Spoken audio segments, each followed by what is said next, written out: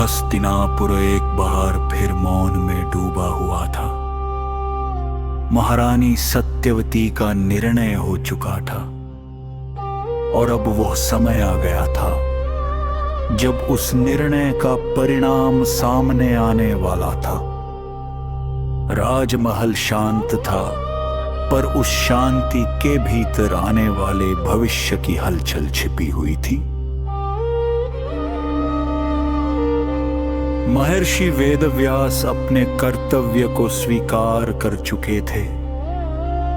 वे धर्म और मर्यादा के साथ आगे बढ़े, बिना किसी आग्रह या अहंकार के। सत्यवती का हृदय भारी था, पर वो जानती थी कि कुरुवंश की रक्षा के लिए यह मार्ग आवश्यक है। सबसे पहले रानी अंबिका को बुलाया गया। शोक और भय के बीच उनका मन विचलित था। जब वेदव्यास उनके सामने आए तो तपस्या के तेज से वो क्षण भर के लिए असहज हो उठी। भय ने उनके मन को घेर लिया और उन्होंने अपनी आंखें बंद कर ली।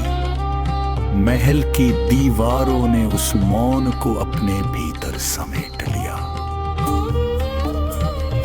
कुछ समय बाद रानी अंबालिका का समय आया। उनके मन में भी भय और अनिश्चितता थी।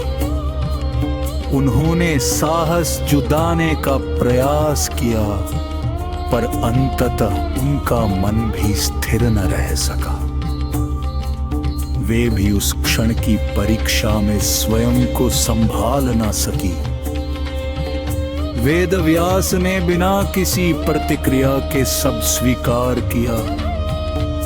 उनके लिए यह व्यक्तिगत नहीं, बल्कि नियति का संकेत था। उन्होंने सत्यवती से शांत स्वर में कहा, जो होना था वही हुआ। अब धर्म अपने मार्ग पर आगे बढ़ेगा। राजमहल में यह समाचार गंभीरता से फैल गया। भीष्म सब कुछ समझ चुके थे। वे जानते थे कि ये घटनाएं केवल वर्तमान की नहीं, बल्कि आने वाले युग की नींव हैं। उन्होंने मौन में रहकर स्थिति को संभाला, बिना किसी प्रश्न के। परंतु सत्यवती का मन अभी भी अशांत था। उन्होंने सोचा, क्या यही अंतिम उत्तर है? तभी उन्होंने एक और मार्ग चुना, एक ऐसा मार्ग जो करुणा और आशा से भरा था।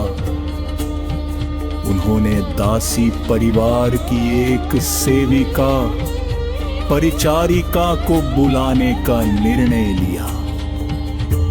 वह सरल, शांत और भयमुक्त थी। जब वो वेदव्यास के सामने आई तो उसके मन में ना भय था, ना संकोच, केवल स्वीकार और शांति। इस बार वातावरण भिन्न था।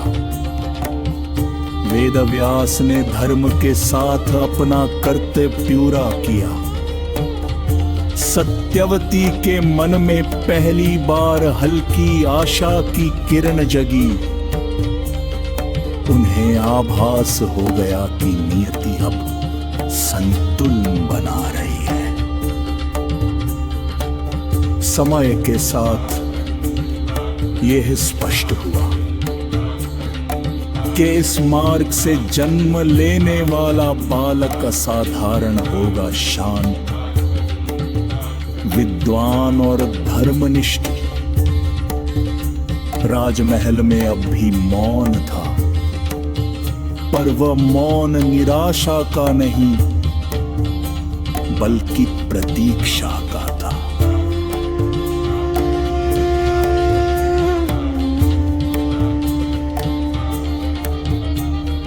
महल महल की छत पर खड़े होकर भीष्म ने आकाश की ओर देखा। तारे स्थिर थे जैसे सब कुछ जानते हो।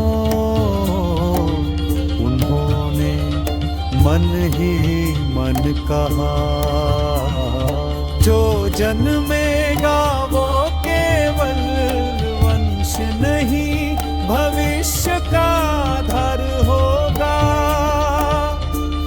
और इसी क्षण हस्तिनापुर की कथा ने एक और गहरा मोड़ लिया। एक ऐसा मोड़ जो आगे चलकर महाभारत की सबसे महान पीढ़ी को जन्म देने वाला।